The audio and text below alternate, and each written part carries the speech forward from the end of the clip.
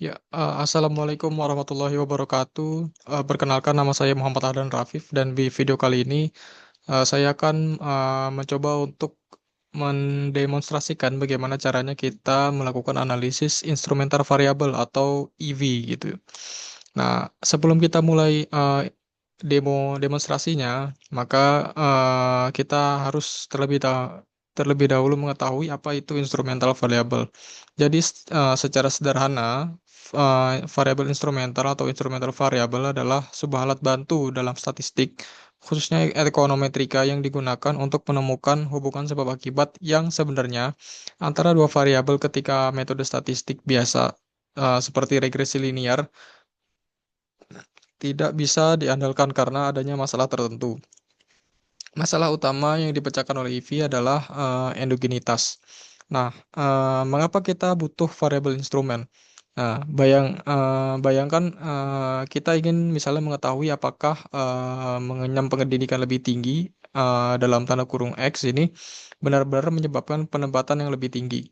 Nah, jika kita langsung membandingkan pendapatan orang berpendidikan tinggi dengan yang tidak, hasilnya bisa menyesatkan. Nah, kenapa? Karena ada faktor-faktor lain yang tidak kita ukur yang mempengaruhi keduanya, misalnya pendidikan dan pendapatan. Contoh contoh faktor tersembunyi ini atau yang disebut variabel pengganggu atau confounding variable itu yang pertama misalnya kemampuan atau bakat alami. Nah orang yang lebih berbakat mungkin cenderung melanjutkan pendidikan dan lebih mudah mendapatkan gaji tinggi terlepas dari pendidikannya. Lalu yang kedua, misalnya jaringan keluarga. Orang dari keluarga kaya mungkin lebih mudah mengakses pendidikan tinggi dan mendapatkan pekerjaan bergaji tinggi lewat koneksi. Yang ketiga itu ada motivasi diri, misalnya, yaitu orang yang sangat bermotivasi akan berusaha keras di sekolah dan di tempat kerjanya. Nah, dalam statistik, ketika variabel independen kita atau misalnya dalam hal ini X yaitu pendidikan berkolerasi dengan faktor tersembunyi ini, yang termasuk dalam error term di model regresi, kita menyebutnya masalah endogenitas. Hasil regresinya bisa bias dan tidak bisa dipercaya untuk menyimpulkan sebab akibat. Nah, di sini kita tidak bisa memisahkan efek murni dari pendidikan terhadap pendapatan. Nah, kurang lebih seperti itu. Nah, bagaimana instrumental variable ini bekerja? Di sini misalnya eh, variabel instrumental, misalnya kita sebut Z, masuk sebagai pahlawan misalnya. Variabel Z ini adalah variabel ketiga yang kita gunakan untuk membersihkan dalam tanda kutip hubungan antara X dan Y. Agar sebuah variabel bisa menjadi instrumental variabel, ia harus memenuhi dua syarat. Eh, yang pertama itu ada syarat relevansi atau relevance condition, yaitu variabel Z harus memiliki hubungan atau korelasi yang kuat dengan variabel independen kita atau X. Lalu syarat eksklusi, yaitu variabel Z hanya boleh mempengaruhi variabel dependen kita Y melalui variabel X. Ia tidak boleh punya jalur langsung ke Y atau terhubung dengan faktor tersembunyi lainnya. Nah, EV bekerja dengan cara mengisolasi variasi pada pendidikan, dalam hal ini variabel X, yang hanya disebabkan oleh si variabel instrumental atau Z. Karena Z tidak berhubungan dengan kemampuan atau jaringan keluarga, maka variasi pendidikan yang didorong oleh Z ini bersih dari bias. Nah, kita langsung ke demonstrasinya. Sebelum kita mulai, terlebih dahulu kita akan menginstal tiga package ini. Yang pertama itu Voltrich, yang kedua itu AER, yang ketiga yang itu Stargazer. Nah, datanya dari mana? Datanya itu dari package Voltrich ini. Nah, di sini di package Voltrich ini banyak sekali data, contoh data atau data dummy yang bisa kita gunakan untuk latihan gitu ya, untuk latihan demonstrasi uji yang ingin kita coba gitu. Misalnya di sini dalam hal ini dalam praktikum ini saya akan mencoba menggunakan data card ya. Nah, data card ini bisa dilihat banyak pilihannya ya. Ada ID, ada age, ada father eduk, mother eduk, dan lain sebagainya. Tergantung dari data yang ingin kita gunakan. Sorry, tergantung eh, apa ya, variabel yang ingin kita uji gitu kurang lebih seperti itu. Nah, di sini kenapa saya menggunakan data card? Karena eh, kita ingin melihat ini kita ingin melihat apakah apakah pendidikan itu berpengaruh terhadap upah gitu. Nah, di sini ada masalah endogenitas, yaitu si apa ya tadi di sini di variabel pengaruh X atau pendidikan terhadap upahnya itu ada masalah endogenitas. Nah, variabel kuncinya di sini adalah Y-nya itu untuk pendapatan atau upah. Lalu yang kedua itu yang X-nya itu variabel independennya itu atau edukasi, jumlah tahun. Nah, untuk variabel instrumennya atau Z-nya, kita menggunakan data NEAR C4 yang ini. Nih, yang NEAR C4. Nah, NEAR C4 ini adalah tipenya itu dummy variable.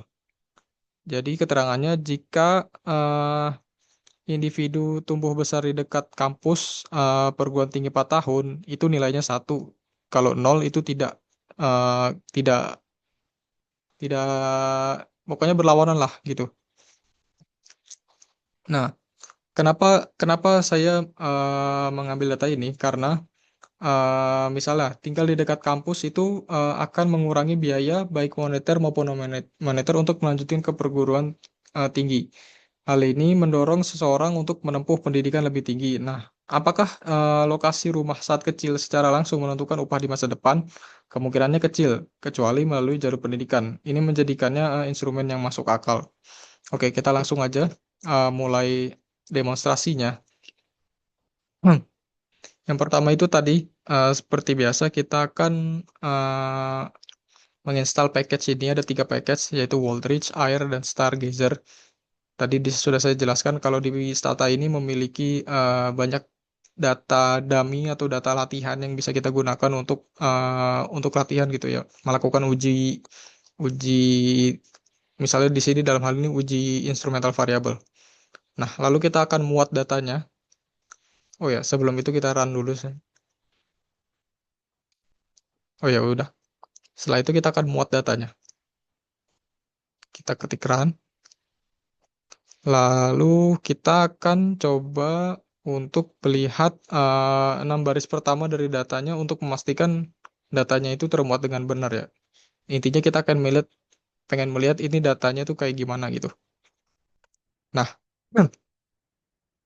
ini untuk datanya, untuk ya ini untuk contoh data-datanya seperti ini, bentuknya seperti ini. Ini untuk LWH pendapatan, tipenya ini log ya. Ini sudah diubah menjadi log, ya kurang lebih seperti itu. Nah, di sini kalau misalnya kita merasa kesulitan atau bingung, ini sebenarnya itu data apa sih? Kita bisa ketikkan komen help dalam kurung card untuk mengetahui informasi dari data si card ini tuh data apa sebenarnya. Kita coba run. Nah, dia bakal ke sini. Tuh, card. Lagi. Misalnya, nih, kita ketik run.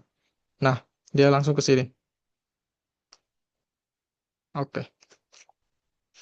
Selanjutnya, kita akan melakukan yang namanya itu analisis awal, yaitu melakukan model OLS, yaitu baseline-nya.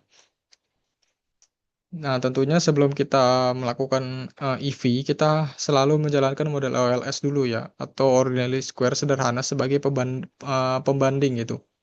Nah, caranya adalah kita ketikkan komen. Sebentar. Nah, ini dia. Kita ketikkan OLS model dalam kurung LM,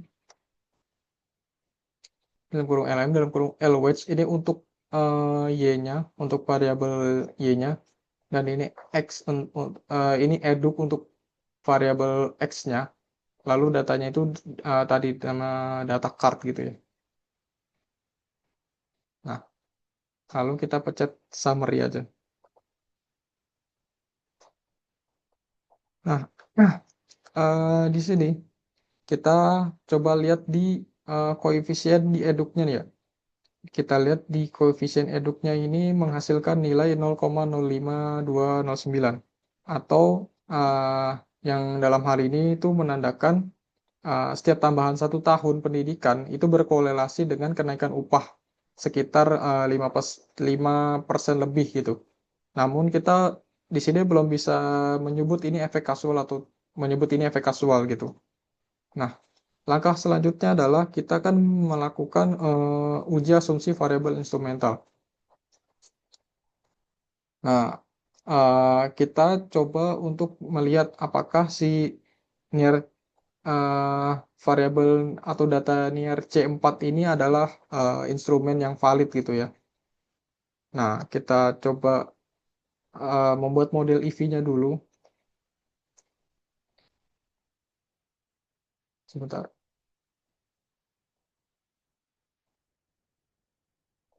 Oh, bukan, sorry, sorry. Bukan ini. Ini nih yang ini. Kita akan coba untuk apa istilahnya itu untuk menguji uji pertama gitu dengan menjalankan regresi tahap pertama atau first stage regression itu. Nah, di sini kita tulis komen first stage tanda panah LM edu, terus ini untuk Y-nya ya mungkin ya, dan ner C4 ini untuk X-nya ya. Nah, datanya sama dengan card, kita coba run aja, lalu kita lihat summary-nya. Nah, kita lihat di mana ya, di sini, di di p-value-nya, di p-value-nya ini ternyata variabel near C4 ini memiliki nilai yang signifikan karena ini kurang dari 0,05. Artinya near C4 ini secara statistik itu signifikan dalam memprediksi eduk. Nah, lalu kita coba lihat di F statistiknya di sini. Nah, kalau misalnya F statistiknya itu lebih besar dari 10, maka uh, ya untuk bisa lanjut ke tahap selanjutnya, maka F statistiknya ini harus lebih besar dari 10. Kalau misalnya F statistiknya itu kurang dari 10, nah ini menandakan instrumen yang kita punya itu lemah dan hasil IV-nya itu tidak bisa dipercaya. Nah, selanjutnya kita uh, sebentar. Oke, setelah kita tadi melakukan uji ini ya, kita sudah cek apa signifikansinya ternyata lebih kurang dari 0,5 dan juga F statistiknya lebih dari 10. Kita bisa lanjut ke step selanjutnya yaitu kita melakukan regresi EV dengan 2LS itu ya, dengan two stage linear square. Nah, uh, caranya adalah kita mengetikkan komen EV underscore model tanda panah EV rec dalam kurung LWedge, terus ini garis miring edu, terus ini garis lurus near C4, data sama dengan car. Kita coba run aja. Lalu kita coba lihat. Nah, ini dia. Nah, coba kita lihat di koefisien eduk di sini. Bisa dilihat bahwa nilainya ini 0,19, mungkin 0,18 ya, 0,18 sekian. Kalau dibulatkan bisa 0,19. Nah, ya, ini adalah estimasi efek kasual dari pendidikan terhadap upah setelah dikoreksi dengan variabel instrumental. Perhatikan juga output diagnostiknya di bawah yang akan melaporkan bahwa statistik untuk uji instrumen itu lemah. Ya, ya gitu, kurang lebih seperti itu. Lalu kita selanjutnya akan melanjutkan untuk melihat perbandingan ya gitu ya. Perbandingan hasil. Nah, di sini sebenarnya kita bisa langsung secara manual melihat perbandingannya. Namun di sini saya mempunyai rumus untuk bisa melihat mempermudah kita untuk melihat perbandingan tersebut. Nah, ini untuk rumusnya ini cukup panjang. Ya, kurang lebih seperti itu. Ini bisa kalian ikuti. Kalau mau kalian ikuti, di stop aja. Kalau nggak mau diikuti juga tidak masalah. Bisa di bisa dibandingkan secara manual. Kita coba running aja. Nah, nah, nah ini bisa dilihat bahwa, nah ini dia hasilnya. Kita bisa lihat perbandingannya. Ya, ini untuk model OLS-nya, ini untuk instrumen variabelnya, ini 2LS ini ya gitulah. Ini untuk ini untuk sebelum sebelum OLS dan ini udah setelah direvisi apa namanya direvisi menggunakan EV. Bisa kita lihat bahwa koefisiennya itu naik. Ini 0,52 dan ini 0,18 sekian. Nah, maksudnya apa? Nah, ini eh, hasilnya ini menunjukkan efek kasual pendidikan yang jauh lebih tinggi daripada yang ditunjukkan oleh korelasi OLS. Ini bisa berarti bahwa OLS mengalami downward bias atau bias ke bawah. Nah, bisa disimpulkan juga bahwa model OLS ini memperkirakan bahwa setiap tambahan tahun pendidikan berhubungan dengan kenaikan upah sebesar 5%. Namun, setelah mengoreksi potensi bias endogenitas menggunakan variabel instrumental, dalam hal ini kedekatan dengan universitas, kita menemukan bahwa efek kasual sebenarnya dari pendidikan terhadap upah itu adalah sekitar 18,8%. Nah, perbedaan ini menunjukkan pentingnya mengatasi masalah endogenitas ya untuk mendapatkan estimasi kasual yang valid. Ya, sekian dari saya. Kurang lebihnya mohon maaf. Assalamualaikum warahmatullahi wabarakatuh.